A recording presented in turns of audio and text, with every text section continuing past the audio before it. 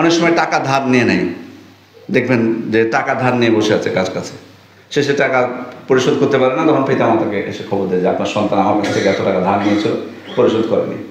এই যে এই ধরনের পরিস্থিতি সৃষ্টি করা। এরপরে বাড়ির বাইরে বিনা কারণে অবস্থান করা, বিনা কারণে বাড়ির বাইরে অবস্থান করা। অনেক সময় রাত 10টা 12টা 1টা পর্যন্ত বাড়ির বাইরে, এদিকে পিতামাতা অপেক্ষা করছে, মা অপেক্ষা করছে কখন সন্তান ফিরে আসবে, তাদেরকে একটা উৎকণ্ঠার মধ্যে রাখা। নিয়মিত অনেকে এটা করে, নিয়মিত করে, অথচ প্রয়োজন হতে পারে পিতামাতার আপনাকে তাদের সেবার জন্য। ওইটা তো দূরেই থাক, সেবার তো মানসিকতাই নাই, মানে উনার সেবা করতে করতে পিতামাতার অবস্থা খারাপ, উনি নিজে করবে কোথায়, কিন্তু ওনারা যে উৎকণ্ঠার মধ্যে থাকছে আপনার জন্য, আপনি কোথায় গেছেন বাইরে, কোনো সমস্যার মধ্যে পড়লে কিনা আপনি ভ্রুক্ষেপই করেন না, ফোন দিলে ফোন ধরেন না, একবার ব্যাকও করেন না তাদেরকে, এটাও একটা অবাধ্যতা।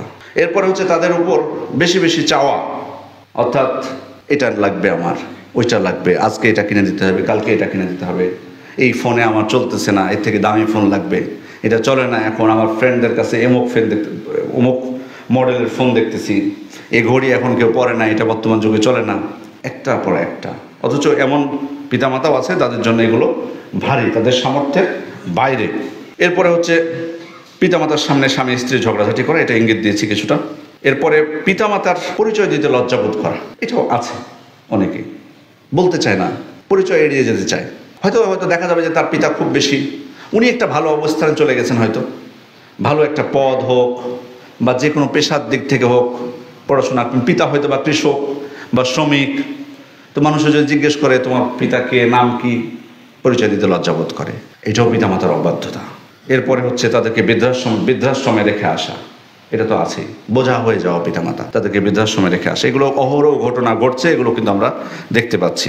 তাদের ক্ষেত্রে বখিলতা করা, তাদের যেটুকু প্রয়োজন সেটুকু দিতে না চাওয়া, এটা অবাধ্যতা। তারপরে দিলেও করুণা পেশ করা, করুণা প্রকাশ করা, বলা, খোটা দেওয়া অনেকটা, এই তো আপনাদের জন্য এইটুকু করলাম, আপনাদের জন্য এই খরচ করছি, আপনাদের জন্য কোমোড বসালাম টয়লেটে, অথবা এসি লাগালাম, অথবা আইপিএস নিলাম, অথবা এটা করলাম ওইটা করলাম, মানে দিচ্ছে, সেবা যত্ন করছে, কিন্তু আবার সেটা খোটাও দিচ্ছে, করুণা প্রকাশ করছে।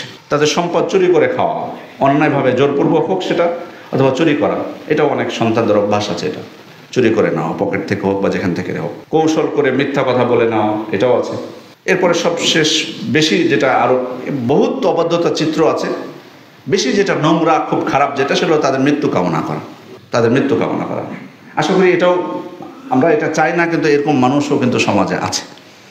আমি অনেক দেখেছি, আপনারা হয়তো দেখেননি, আমি দেখেছি, হয়তো আপনাদের সমাজে নাই, কিন্তু আমি দেখেছি অনেক সমাজে, অনেক মানুষকে দেখেছি এরকম আছে, এরকম মানসিকতার।